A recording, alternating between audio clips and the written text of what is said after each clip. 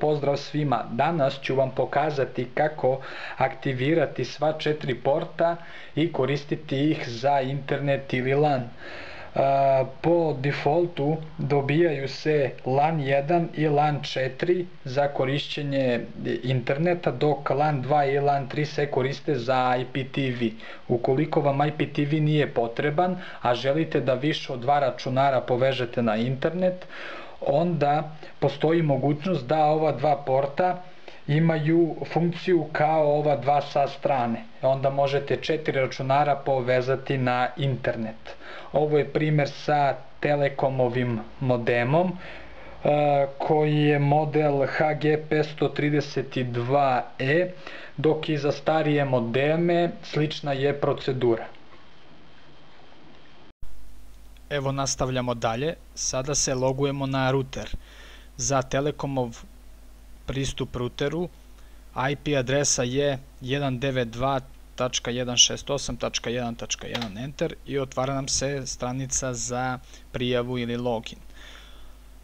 Postoje dve vrste pristupa, a to su kao korisnik i kao admin. Nama su potrebne admin privilegije da bi otvorili ova 2 porta, pa idemo username admin, password ću samo da kopiram, ostavit ću u opisu koji je i idemo da se prijavimo.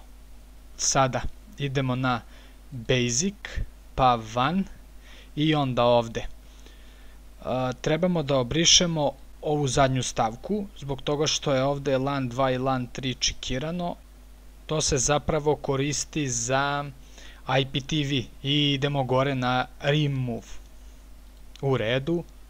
I sada će on to obrisati.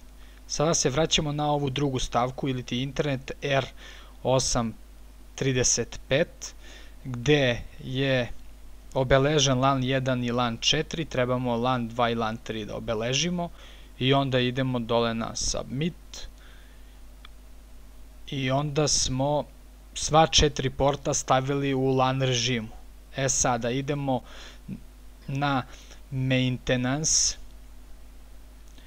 i onda na device. Sad ovdje je potrebno da se resetuje ovaj router i trebali bi ovdje da idemo na reboot. Ali ukoliko nešto zeznete,